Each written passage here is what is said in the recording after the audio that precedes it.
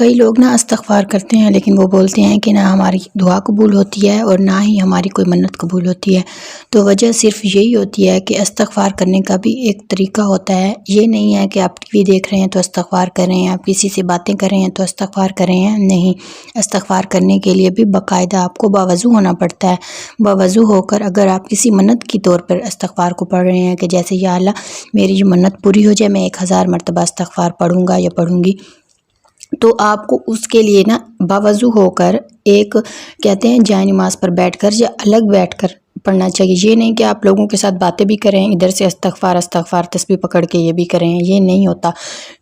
دیکھیں، آپ خود دیکھیں، آپ کسی کے ساتھ جب بات کرتے ہیں، اگر آپ اس کے ساتھ بات کر رہے ہیں لیکن آپ کا مائنڈ کسی اور طرف ہو، آپ اس سے بھی بات کر رہے ہو لیکن پیچھے سے کسی اور کے ساتھ بھی باتیں کر رہے ہو، ہنس رہے ہو، مذاق کر رہے ہو، تو جس کے ساتھ آپ اپنا مسئلہ شیئر کر رہے ہوں گے کیا وہ آپ کے مسئلے کو سیریس لے گا؟ جب آپ خود ہی اپنے مسئلے کو سیریس نہیں لیں گے تو کوئی اور کیا لے گا؟ تو اللہ تعالیٰ کے ساتھ بھی ہمارا یہی معاملہ ہے۔ جب ہم اللہ تعالیٰ کے سامنے رو کر گڑ گڑا کر اکیلے بیٹھ کر بات کرتے ہیں، استغفار کرتے ہیں، تو اللہ تعالیٰ ہمارے استغفار کو لازمی قبول کرتے ہیں۔ السلام علیکم، کیسے ہیں ہماری یوٹیوب فیملی؟ آئی ہوپ آپ سب خیریت سے ہوں گے۔ الحمدللہ میں بھی بالکل ٹھیک ہوں، خیریت سے ہوں۔ تو آج کی ویڈیو میں ہم بات کریں گے کہ استغفار کب اور کس طرح آپ کی زندگی بدل سکتا ہے اور کس طرح پڑھنے سے آپ کی زندگی معجزات ہو سکتے ہیں۔ ویسے تو ہم زندگی میں استغفار کرتے ہیں لیکن استغفار کرنے کا طریقہ غلط ہوتا ہے۔ ہم چلتے پھرتے، اٹھتے بیٹھتے، لوگوں کے ساتھ باتیں کرتے استغفار کر رہے ہوتے ہیں اور پھر یہ شکوہ بھی کر رہے ہوتے ہیں کہ ہماری دعا قبول نہیں ہوئی۔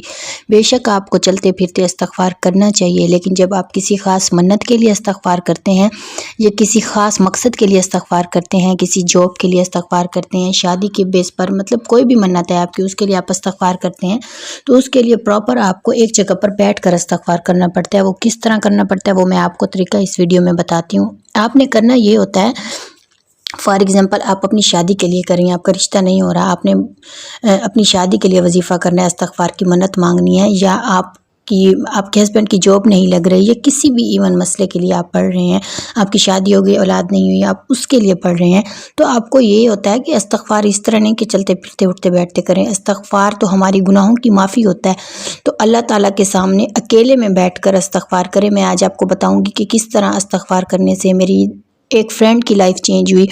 اس کی نا مطلب شادی کو 4 سال ہو گئے تھے لیکن اس کا بیبی نہیں ہو رہا تھا، اس کا بچہ نہیں ہو رہا تھا، تو اس کی امی نے درود ابراہیمی اور استغفار کی منت مانی تھی کہ میرا نا نواسا ہو تو میں استغفار پڑھوں گی اور درود ابراہیمی پڑھوں گی۔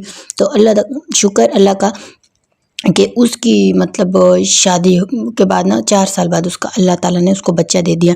اس کے بعد پھر نا استغفار میں نے خود پڑھا۔ میری زندگی میں بہت مشکلات آئی ہیں، ایسی ہیں جو ڈسکس بھی نہیں کی جا سکتی، کیونکہ وہ کچھ پرسنل باتیں ہوتی ہیں جو سوشل میڈیا پہ نہیں بتائی جا سکتی۔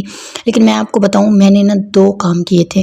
میں نے کثرت سے استغفار کیا تھا، مطلب میرا یہی ارادہ ہوتا تھا کہ ایک دن میں 1000 مرتبہ استغفار پڑھ لوں اور درود ابراہیمی پڑھا کرتی تھی۔ یہ 2 تسبیحات میں نے بہت زیادہ کی ہیں، استغفار میں نے بہت زیادہ کیا، اور یقین مانے میری زندگی میں معجزے ہوئے ہیں، ایسے کام ہوئے ہیں جن کا یقین بھی نہیں تھا کہ یہ ہو سکتے ہیں۔ ایک ناممکن کام میری زندگی کا، جو سب سے مشکل، میری زندگی بالکل ایسے تباہ و برباد ہو گئی تھی، لیکن جب سے میں نے استغفار شروع کیا نا، الحمدللہ میری زندگی کا ہر مسئلہ، ہر پریشانی، ہر ٹینشن دور ہو گئی ہے اس استغفار کرنے سے۔